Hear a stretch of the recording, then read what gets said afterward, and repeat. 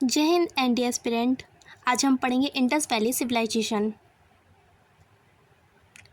Geographical extent, यहाँ पर north में है मंडा जो जम्मू कश्मीर में है, ईस्ट में है आलमगीर जो यूपी में है, एंड साउथ में है धैमाबाद जो महाराष्ट्र में है, वेस्ट में सुतकेंद्र जो बलूचिस्तान पाकिस्तान में है इस time. Naming era, Indus valley civilisation.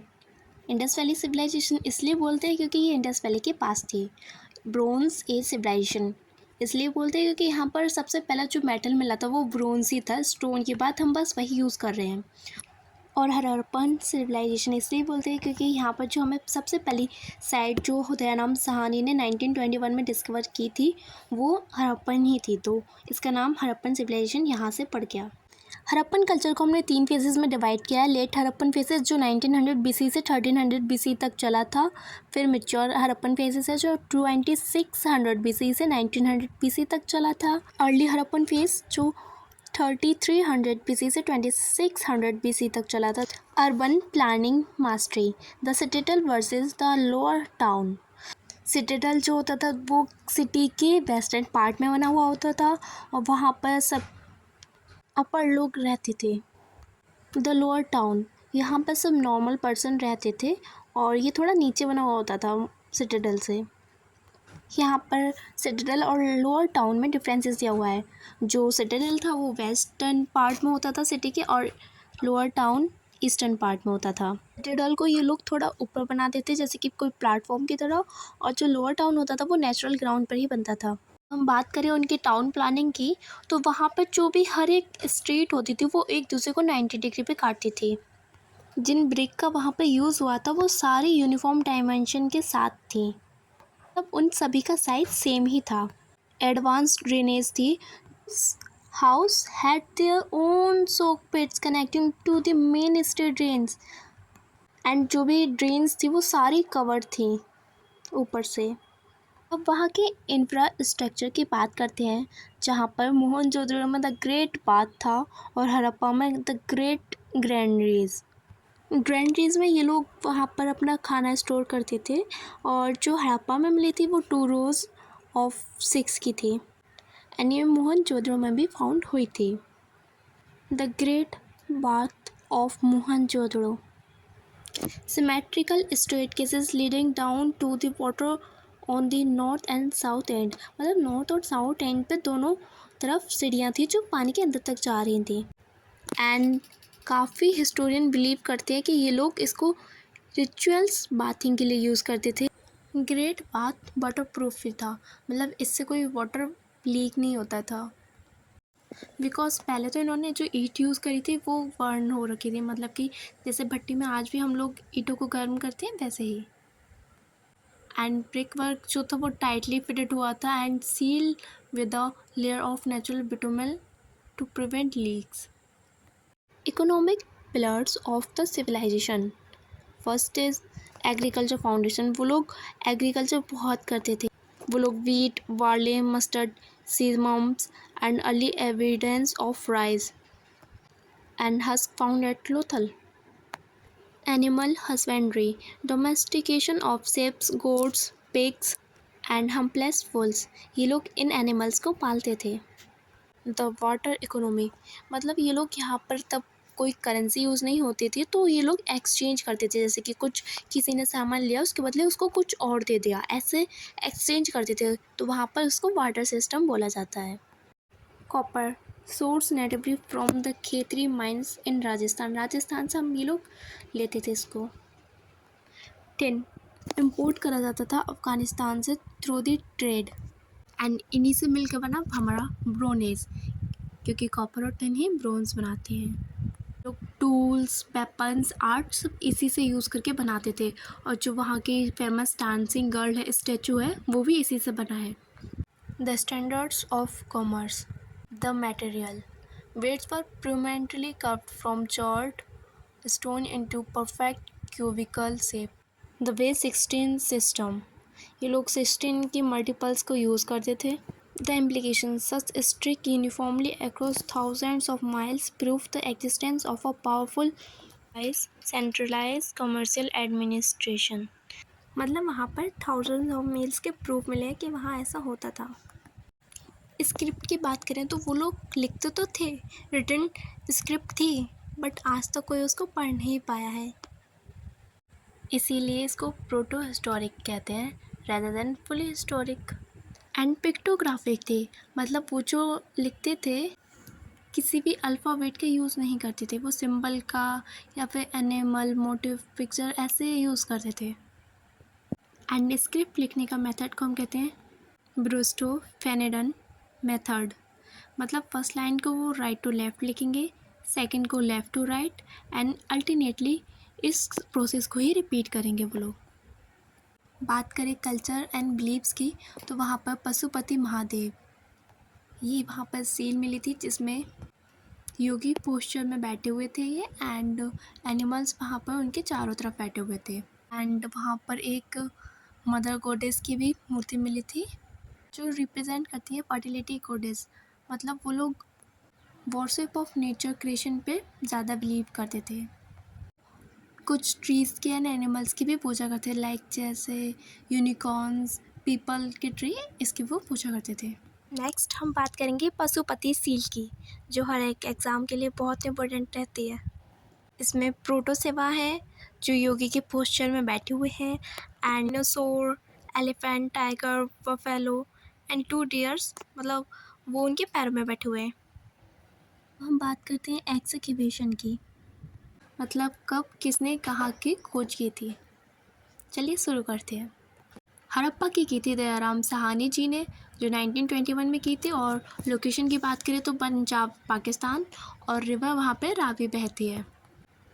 बात करें कि वहाँ क्या क्या मिला था मेन चीज़, तो वहाँ पे 6 गार्नियर्स मिले थे, कॉफिन ब्रूयल्स मिला था, स्टैंड स्टोन स्टैचूज़, कॉपर पुल क्लॉक कार्ड्स मिला था। मोहनजोदड़ो की थी RD बनर्जी ने 1922 में, ये भी पाकिस्तान में है, सिंध में, और यहाँ पर रिवर बहती है इंडस। यहाँ पर द ग्रेट बाथ मिला था, ब्रोंज डांसिंग गर्ल जिसकी हम बात कर चुके हैं वो यहीं पे मिली थी, पशुपति सील यहाँ पर मिली थी, और वोवेन कॉटन पीस मिला था, मतलब कि बुना हुआ सूती टुकड़ा। स्टेटाइट ब्रेडेड पेस्ट भी यहीं पे मिला था, मतलब स्टेटाइट की एक मूर्ति है जिनकी दाढ़ी पे है। कुछ लोग उन्हें पुरोहित बोलते हैं, कुछ लोगों का मानना है कि वो उस टाइम के वहाँ के राजा थे और किसी ने उनकी मूर्ति बनाई थी। Next is Lothal, SR Rao 1953, India में ही है, गुजरात में। रिवर की बात करें तो भोगरवा। एंड हमें यहाँ पे वर्ल्ड फर्स्ट आर्टिफिशियल डॉकयार्ड मिला, मतलब कि जहाँ पे जहाज़ बनते हैं। राइस हस्क मिले थे यहाँ पर, एंड फायर अल्टर्स मिले थे, चेस प्लेइंग वुड मिला था यहाँ पर। धोलावीरा की बात करें तो RS बेस्ट 1985, एंड ये भी इंडिया के गुजरात में ही है, रण ऑफ कच्छ पर।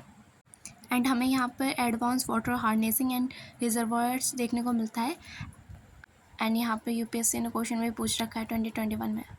धोलावीरा की जो टाउन प्लानिंग थी वो सबसे यूनिक थी। अभी तक हमने देखा था कि टाउन प्लानिंग में बस Citadel and lower town use हो रहा था, बट यहाँ पे Citadel, middle and lower town तीनों यूज़ हो रहे थे। कालीबंगन एक उस 1953 में, एंड ये भी इंडिया में था, राजस्थान में खंगर नदी के पास मिला था। एंड यहाँ पे हमें जो प्लग्ड फील्ड एविडेंस मिला था, कैमल की बोन मिली थी, वुडन प्लग मिला था, फायर अल्टर्स मिला था। चन्हुदारो NG मजूमदार 1931, एंड ये सिंध में है, इंडस रिवर पर। एंड पूरे सिविलाइजेशन में एक ऐसी सिटी जहाँ पे सिटाडेल मौजूद नहीं था, ये वही थी। एंड यहाँ पे हमें मिलता है bead makers of, footprint of dog, chasing cat. Banawali and Surkotada, इसकी डिस्कवरी बहुत लोगों ने की है, मतलब यहाँ पे बैरियर्स लिखा हुआ है, एंड ये हरियाणा एंड गुजरात में है। बनावाली में टेराकोटा प्लग मिला, एंड हाई क्वालिटी बार्ले मिला, एंड सुरकोटडा में एक्चुअल वन ऑफ फोर्स, जो पूरे IBC में बहुत रेयर थी, वो चीज़ यहाँ मिली थी। The global network, the hub, Harappa की बहुत सारी सील को मेसोपोटामियम की सिटीज़ में पाया गया है, जो प्रोवाइड करता है क्रॉस कॉन्टिनेंटल ट्रेड को। द कार्गो, मतलब कि माल, इंडिया एक्सपोर्ट करता था कॉटन को, मतलब कि कपास, टिम्बर यानी कि लकड़ी, और आइवरी मतलब कि हाथी के दांत, एंड ब्रीड्स मतलब कि मोती को। एंड इम्पोर्ट करते थे प्रीसियस मटेरियल मतलब कि कीमती सामान को। लैपिस लेज़ुली ये अफ़गानिस्तान से लिया हुआ बहुत मूल्यवान और गहरे नीले रंग का पत्थर है। इसका एविडेंस हमें वेरोना में भी मिलता है एंड ये हमें बताता है कि लग्जरी ट्रेड कैसा रहा होगा उस टाइम का। एंड ये हमारा ब्लूप्रिंट रहा। हम प्लानिंग भी देख चुके हैं, जो ग्रिड एक दूसरे को 90 एंगल पे काट रही थी। सिटाडेल्स का भी हम देख चुके हैं, ड्रेनेज का भी देख चुके हैं कि वो कवर थी और एक नाली में आकर मिल रही थी। बात करें इकोनॉमी की तो वो एग्रीकल्चर करते थे। वो लोग बार्टर का यूज़ करते थे क्योंकि उस टाइम कोई करेंसी नहीं थी। बेस 16 यूज़ करते थे। एंड रिलीजन की बात करें तो वो पशुपति सील वहाँ मिली थी, मदर गॉडेस मिली थी, बट सेकुलर थे, मतलब धर्मनिरपेक्ष थे वो लोग। क्राफ्ट में ब्रोंज, टेराकोटा, स्टेटाइट यूज़ करते थे। स्क्रिप्ट की बात करें तो ब्रूस्टोफोरन थी, जो ये लोग पहले राइट टू लेफ़्ट लिखते थे फर्स्ट लाइन में, एंड सेकंड लाइन में ये लोग लेफ़्ट टू राइट लिखते थे। हम इसकी बात कर चुके हैं। एंड ये अनडिस्क्रिप्टेड है, मतलब अभी इसको पढ़ा नहीं गया है। द ग्रेट कोलैप्स मतलब महान पतन, ये कैसे ख़त्म हुई इसके बारे में अलग अलग हिस्टोरियन का मानना अलग अलग है, तो हम सभी थ्योरी को पढ़ रहे हैं यहाँ पर। First theories about the climate shift की, मतलब यहाँ पे क्लाइमेट चेंज हुआ होगा, रेनफॉल कभी किसी पैटर्न में नहीं हो रही थी, एंड सरस्वती रिवर के सूखने से उनका एग्रीकल्चर वो फेलियर होने लगा। इस कारणवश ये सभ्यता ख़त्म हो गई, कुछ लोगों का मानना ये भी है। इन थ्योरीज नेचुरल डिजास्टर, जो बताता है कि वहाँ पर विनाशकारी भूकंप आने लगे थे एंड नदियाँ वो बदलने लगी थी। थर्ड थ्योरीज अबाउट ट्रेड डिस्क्रप्शन, मतलब उस टाइम के जो इनके ट्रेड के पार्टनर्स थे, उनकी जो सभ्यता थी वो उसकी ख़त्म होने से इन लोगों का भी इकोनॉमिक पर फ़र्क पड़ा और ये ख़त्म हो गई। And theory 4 about the Aryan innovation theory, मतलब कि जो आर्यंस थे वो यहाँ पर आए, उन लोगों ने युद्ध करा एंड इन लोगों ने बहुत हिंसक रूप से इस सभ्यता का एंड कर दिया। पर इस पर बहुत सारे डिबेट्स होते रहते हैं स्टूडेंट के बीच में। एंड यहाँ पे हमारे चारों थ्योरी तो कंप्लीट हो जाते हैं, but by the point of view my first and second theory are more relevant of this and this is my point of view. And आप अपने पॉइंट ऑफ व्यू कमेंट्स में ज़रूर बताएं एंड चैनल्स को ज़रूर सब्सक्राइब करें। यहाँ पर भी सेम चीज़ दी हुई है कि क्यों फॉल हुआ उसका। इकोलॉजिकल एंड क्लाइमेट, कि वहाँ पर रेनफॉल वगैरह कम होने लगा हो उस वजह से।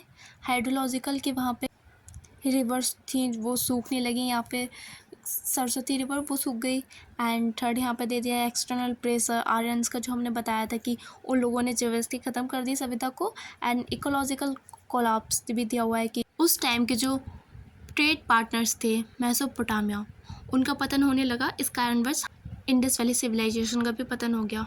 कमेंट्स में ज़रूर बताएं कि वीडियो कैसी लगी एंड नेक्स्ट किस टॉपिक पे आप वीडियो चाहते हैं वो ज़रूर बताएं। And thank you for watching and don't forget to subscribe my channel.